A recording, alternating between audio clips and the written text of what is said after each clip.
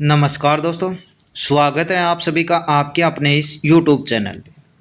Friends, बात करने वाले हैं इस वीडियो में आपकी जो राजस्थान रोडवेज है उसमें आपकी ड्राइवर की भर्ती। बिल्कुल जी, एक नोटिफिकेशन है वो भी मैं आपको यहाँ पे दिखाने वाला हूँ और जो घोषणा हुई है वो भी मैं आपको यहाँ पे दिखाने वाला हूँ। टोटल कितने पोस्टों पे आपकी ये वैकेंसी है, क्या क्या इसमें जो आपका सिलेक्शन प्रोसेस है वो भी इसमें हम जिक्र करेंगे। तो जो भी साथी चैनल पे नए हैं चैनल को ज़रूर सब्सक्राइब कर लें ताकि आने वाली भी अपडेट आपको तुरंत यहाँ पे मिलते रहे।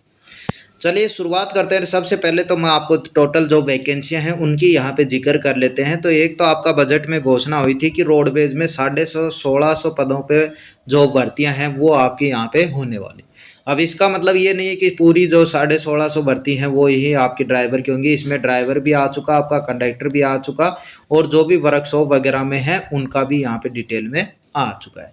लेकिन इसके बाद आपको एक और जो नोटिफिकेशन है वो मैं आपको यहाँ पे दिखा देता हूँ, जहाँ पे जो प्रस्तावित पद हैं उनकी जानकारी यहाँ पे दी गई है। देखिए, यहाँ पे सेकंड लाइन पढ़ोगे तो आपको पता चलेगा कि वर्तमान में सीधी भर्ती के लगभग 8400 पद हैं वो इसमें राजस्थान रोडवेज में खाली हैं, यानी राजस्थान राज्य परिवहन निगम में खाली हैं।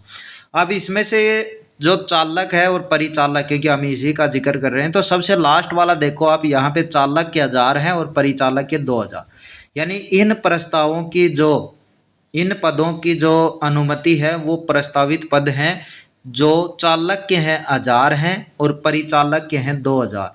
यानी लगभग जिसकी हम बात कर रहे हैं कि चालक के कितने पद आएंगे, तो 1000 पदों के लगभग जो वैकेंसी है वो आपको इसमें देखने को मिल सकती है राजस्थान रोडवेज में।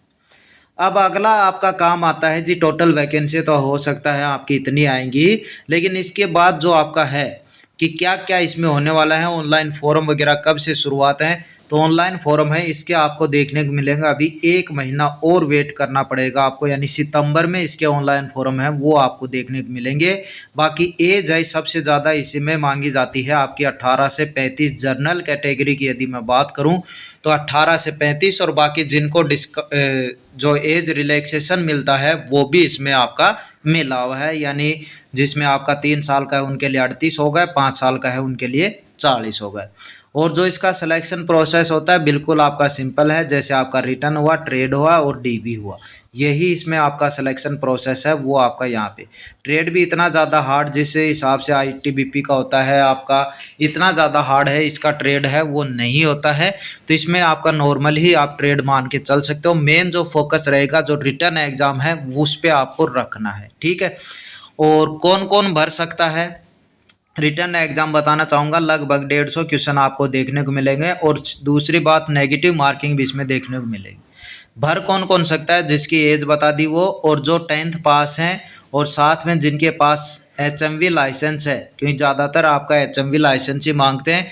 और यदि एक्सपीरियंस की बात करें तो वो इसका ऑफिशियल नोटिफिकेशन आएगा, उसमें पता चलेगा आपको 1 साल का, 2 का या 3 का, कुछ ना कुछ एक्सपीरियंस है वो ज़रूर मांगते हैं इस भर्ती के लिए, ठीक है।